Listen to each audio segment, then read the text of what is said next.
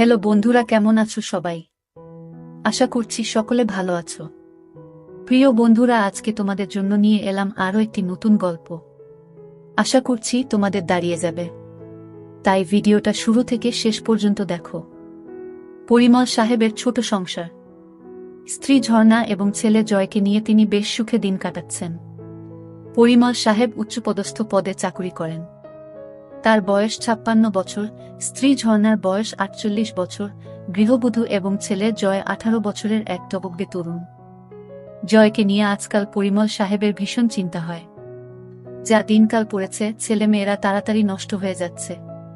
তিনি সারাদিন অফিস নিয়ে ব্যস্ত থাকেন, ছেলের দিকে নজর দেওয়ার সময় পান না। তবে ঝর্ণার উপরে তার আস্থা আছে।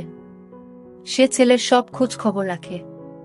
মিসেস ঝর্ণা সারাদিন সংসারের কাজ নিয়ে ব্যস্ত থাকলেও ঠিকভাবে ছেলের দেখভাল করে। জয় নতুন কলেজে ভর্তি হয়েছে। ওর যেন নতুন জন্ম হয়েছে। নিজেকে অনেক বড় মনে হয়। তুষার জয়ের খুব ঘনিষ্ঠ বন্ধু। সে জয়ের সাথে অনেক আড্ডা দেয়, বান্ধবীদের নিয়ে অনেক ধরনের চিন্তা করে। তবে সবচেয়ে ভালো লাগে ভূগোলের ম্যাডামকে। জয় জানে ম্যাডামকে নিয়ে এসব চিন্তা করা অন্যায়, কিন্তু ওর মন মানে না। ম্যাডামের বয়স আনুমানিক 45 বছর হবে। বেশ লম্বা। ভূগোল ম্যাডামের ক্লাস শুরু হবার আগে জয় প্রতিদিন কলেজের করিডোরে দাঁড়িয়ে থাকে, কারণ ওখানে দাঁড়িয়ে থাকলে ম্যাডামকে ভালোভাবে দেখা যায়। ম্যাডাম যখন হাঁটেন তখন তাকে দেখতে অনেক সুন্দর লাগে। আজকে জয়ের মন ভালো নেই। রাতে ওর স্বপ্ন হয়েছে। এটা জয়ের কাছে নতুন নয়, এর আগেও হয়েছে। কিন্তু আজ স্বপ্ন ভূগোলের ম্যাডামকে নিয়ে হয়েছে। স্বপ্নটা দেখার পর থেকে জয় কেমন যেন একটা অপরাধবোধে ভুগছে। সকালে ঘুম থেকে উঠে জয় বাথরুমে ঢুকল। পরনের লুঙ্গিটা বালতিতে ভিজিয়ে রাখল, একটু পর কাজের মাসি ধুয়ে দিবে। জয় ঠিক করল আজ আর কলেজ যাবে না। এমন সময় জয়ের মা ঝর্ণা জয়ের রুমে ঢুকল। জয়কে বলল, আজকে কলেজ যাবি না? জয় উত্তর দিল, না মা, শরীরটা ভালো লাগছে না। জয়ের মা বলল, কেন বাবা, কি হয়েছে? জয় বলল, না মা, তেমন কিছু নয়। জয়ের মা আর কথা বাড়াল না। সে বলল, ঠিক আছে, আজ আর কোথাও যেতে হবে না। টেবিলে খাবার দিচ্ছি, তুই খেতে আয়। ঝর্ণা ডাইনিং রুমের দিকে রওনা হল। জয় পিছন থেকে তার মায়ের হেঁটে যাওয়া দেখছে। হঠাৎ ওর মাথা ঘুরে উঠল। শরীরটা ঝিমঝিম করতে লাগল। অবাক চোখে জয় দেখল ওর মাকে। মাথার মধ্যে আবোলতাবোল চিন্তা জেঁকে বসল জয়ের। পরক্ষণেই মনে হল, ও এসব কি ভাবছে? ছিছি, নিজের মাকে নিয়ে কেউ কখনো এ ধরনের চিন্তা করে? জয় মুখ ধুয়ে রুম থেকে বের হল। তুষারকে ফোন করল। হ্যালো আন্টি, তুষার আছে? ওপাশ থেকে বলল, কে? জয় নাকি? জয় বলল, হ্যাঁ আন্টি, আমি জয়। একটু ধরো বাবা, ডেকে দিচ্ছি। একটু পর তুষার ফোন ধরল। কি রে জয়, কি খবর? তুষার, আজকে কলেজ যাব না, শরীর ভালো নেই। কলেজ ফাঁকি দিচ্ছিস কেন? চলো না। জয় একবার ঠিক করল কলেজ যাবে। পর মুহূর্তেই ঝর্ণা তার চোখের সামনে ভেসে উঠল। না রে, তুই যা, আমি আজকে আর যাব না। ফোন রেখে জয় খাবার খেতে বসল। যতই চেষ্টা করছে মার ব্যাপারটা মন থেকে মুছে ফেলতে, ততই যেন আরো বেশি করে চোখের সামনে ভেসে উঠছে। জয় ঝর্ণাকে কিছু বুঝতে দিল না। ঝর্ণাও টের পেল না যে সকাল থেকে তার ছেলে ড্যাব ড্যাব করে তাকে দেখছে। ধীরে ধীরে ঝর্ণার চিন্তা জয়কে গ্রাস করল। দুপুরের দিকে জয় টের পেল আজ সারাদিন শুধু মাকে নিয়েই চিন্তা করেছে। এর মধ্যে মায়ের সাথে 1 ঘন্টার মতো গল্প করেছে। কথা বলতে বলতে সে চোরা চোখে মার উপর নিচ ভালো করে দেখে নিয়েছে। জয় ভাবছে 48 বছর বয়সেও মা কত সুন্দর। মা বেশ লম্বা চওড়া মহিলা, 5 ফুট 4 ইঞ্চি লম্বা। একটা ব্যাপার জয়কে পাগল করে তুলেছিল। জয় নিজের রুমে শুয়ে মার কথা ভাবছে। যতই ভাবছে তত মার প্রতি এক তীব্র আকর্ষণে পাগল হয়ে উঠছে। মার গলা শুনে জয়ের চিন্তার জাল ছিন্ন হল। জয়, এই জয়। হ্যাঁ মা, বলো। আমি স্নান করতে গেলাম, কেউ এলে দরজা খুলে দিস। ঠিক আছে। হঠাৎ জয়ের মাথায় একটা দুষ্ট বুদ্ধি চাপল। স্নান করা অবস্থায় দেখলে কেমন হয়, কিভাবে দেখবে ভেবে পাচ্ছে না। হঠাৎ ওর মনে পড়ল, ওরা যখন এই বাসায় প্রথম আসে তখন মার রুমের বাথরুমে ফলস ছাদে পুরানো মালপত্র রেখেছিল। তখনই খেয়াল করেছিল ছাদে 2 ইঞ্চি একটা ছিদ্র আছে। শুধু তাই নয়, ওই বাথরুমের ছাদে তার রুমের বাথরুমের ছাদ থেকেও যাওয়া যায়। জয় এক লাফে ওর বাথরুমের ছাদে উঠে মার বাথরুমের ছাদে গেল। ছাদে একটা কাগজের কার্টুন বিছানো রয়েছে। জয়ের বুক টিপটিপ করছে, হাত কাঁপছে। কার্টুনটা সরালেই মাকে দেখতে পাবে। আস্তে আস্তে কার্টুন সরিয়ে ছিদ্র দিয়ে ভিতরে চোখ রাখল। মা এখনো বাথরুমে ঢুকেনি। জয় আর উত্তেজনা ধরে রাখতে পারছে না। ছাদে বসে মার অপেক্ষা করতে লাগল। কয়েক মিনিট পর মিসেস ঝর্ণা বাথরুমে ঢুকল। জয় নিঃশ্বাস বন্ধ করে দেখতে লাগল। ঝর্ণা টুথব্রাশে পেস্ট লাগিয়ে আয়নার সামনে দাঁড়িয়ে দাঁত ব্রাশ করতে লাগল। ঝর্ণা এবার শাওয়ারের নিচে দাঁড়িয়ে স্নান করতে লাগল। জয় বুঝতে পারল মা আর বেশিক্ষণ বাথরুমে থাকবে না। জয় হাতের কাজ শুরু করে দিল। 2 মিনিটের মাথায় জয়ের কাজ শেষ হয়ে গেল। ঝর্ণা বাথরুম থেকে বের হল, জয়ও নিচে নামল। দুপুরে মা ছেলে একসাথে খেতে বসল। খাওয়ার পর জয় নিজের রুমে শুয়ে একটা বই পড়তে লাগল। বইতে মা ও ছেলের অনেক গল্প আছে।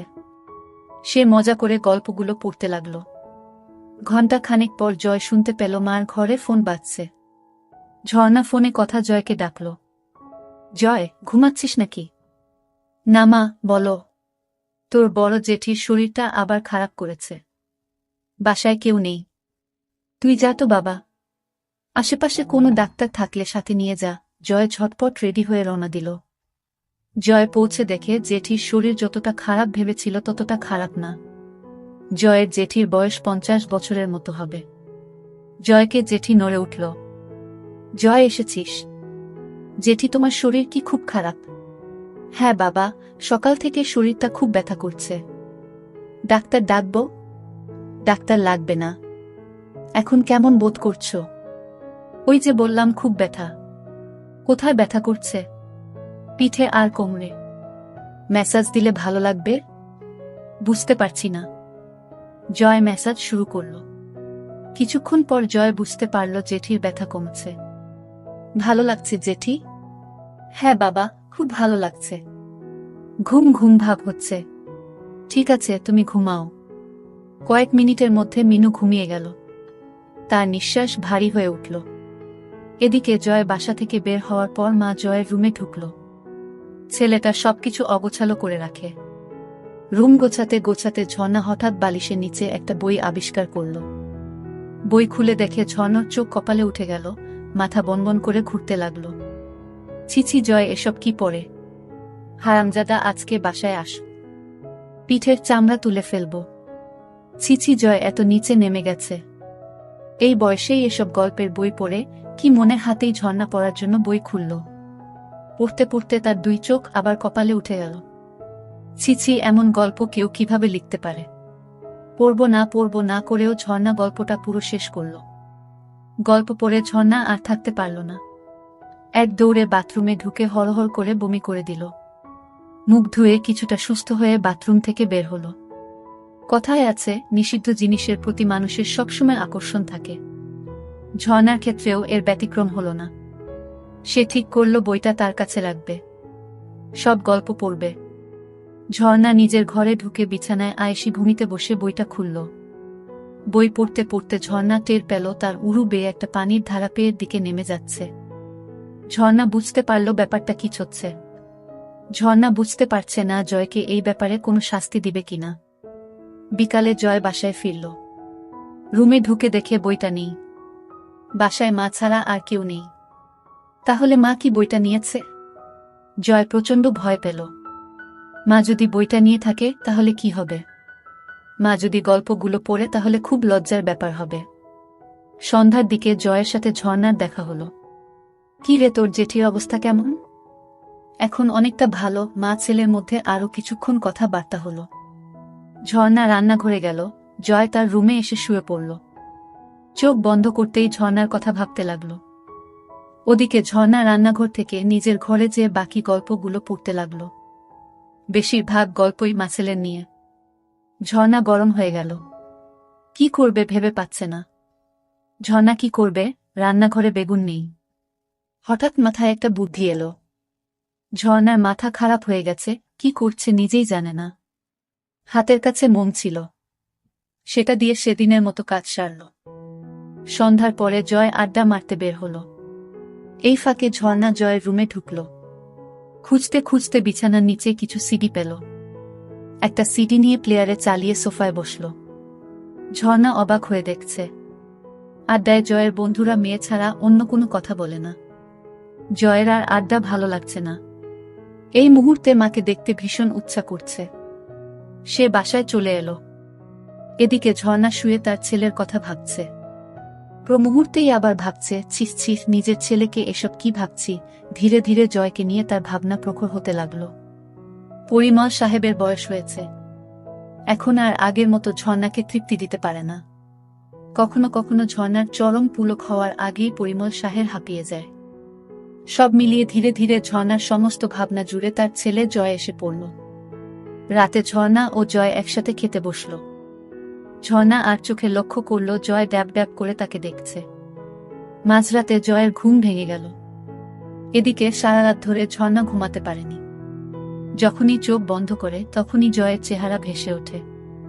ঝর্ণা বুঝতে পারছে না কি করবে। একদিকে ছেলের প্রতি নিষিদ্ধ টান, আরেকদিকে মা ছেলের সম্পর্ক।